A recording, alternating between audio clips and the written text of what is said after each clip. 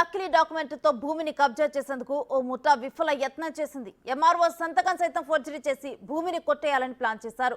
కానీ మంత్రి పార్థసారథి చొరవ తీసుకొని ఆ భూమి కబ్జా రాయిల్లో వశం కాకుండా అడ్డుకొని భూ యజమానులకు దక్కేలా చేశారు.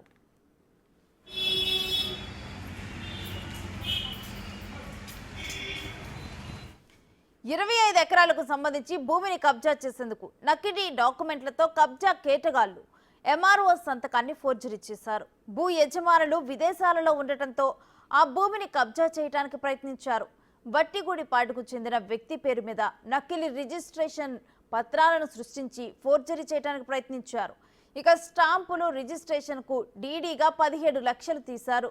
ఎం శ్రీనుబాబు పేరు మీద డీడీ తీశారు. దీంతో అసలైన భూ హక్కుదారులు నూజివీడు ఎమ్మెల్యే మంత్రి పార్థసారథికి ఫిర్యాదు చేశారు. ఫిర్యాదుపై స్పందించిన మంత్రి ఆ భూమి యజమానులకు దక్కేలా చేశారు. ఈ ఫోర్జరీ కేసులో పూర్తి విచారణ చేపట్టి చర్యలు తీసుకుంటామని నూజివీడు ఆర్డీఓ ఎంఆర్ఓ రిజిస్ట్రార్ తెలిపారు. ఈ వ్యవహారం వెనుక ఎవరున్నా వారిపై కఠిన చర్యలు ఉంటాయని స్పష్టం చేశారు. కంప్లైంట్ వచ్చింది రిగార్డింగ్ రిజిస్ట్రేషన్ ఒక ఫేక్ క్వశ్చన్ సర్టిఫికేట్ ఫ్రమ్ తహసీల్దార్ నుంచి తీసుకున్నారని. సో మనం ఆ కంప్లైంట్ ఎంక్వైరీ చేస్తే అది ఫేక్ అనే తెలిసింది. ఇలాంటివి ఎక్కడ ఎంకరేజ్ చేయమండి. ఎస్పెషల్లీ ఇక్కడ ప్రస్తుతానికి నేను కానీ ఇక్కడ ఉన్న తహసీల్దార్స్ కానీ అందరూ కూడా చాలా జాగ్రత్తగా చేస్తున్నారు ఎప్పటి నుంచో. ఇలాంటి ఏదైనా ఇష్యూ వస్తే ఆల్రెడీ కంప్లైంట్ని పోలీస్ కూడా పంపించాము, వాళ్ళు ఎంక్వైరీ కూడా చేస్తున్నారు.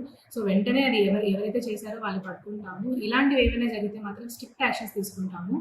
అంటే రెవెన్యూ ల్యాండ్ అనేది మనకి చాలా ఇంపార్టెంట్. ఇక్కడ దీంట్లో ఇలాంటి ఫేక్ సర్టిఫికేట్స్ పెట్టడమే చాలా పెద్ద క్రైమ్. సో దాంట్లో ఇలాంటివి ఏం జరిగినా కూడా ఇప్పుడనే కాదు ఫ్యూచర్లో కూడా అందరూ జాగ్రత్తగా ఇలాంటివి ఏమైనా ఉన్నా కూడా మీకు ఏమైనా తెలిసినా ఇలాంటి ఫేక్ పార్టీ గురించి వెంటనే ఇన్ఫర్మేషన్ ఇవ్వాలని తెలుపుకుంటున్నాను. తర్వాత ఇలాంటివి ఎవరైనా చేసినా కూడా strict and very severe punishment కూడా ఉంటుందని ముందే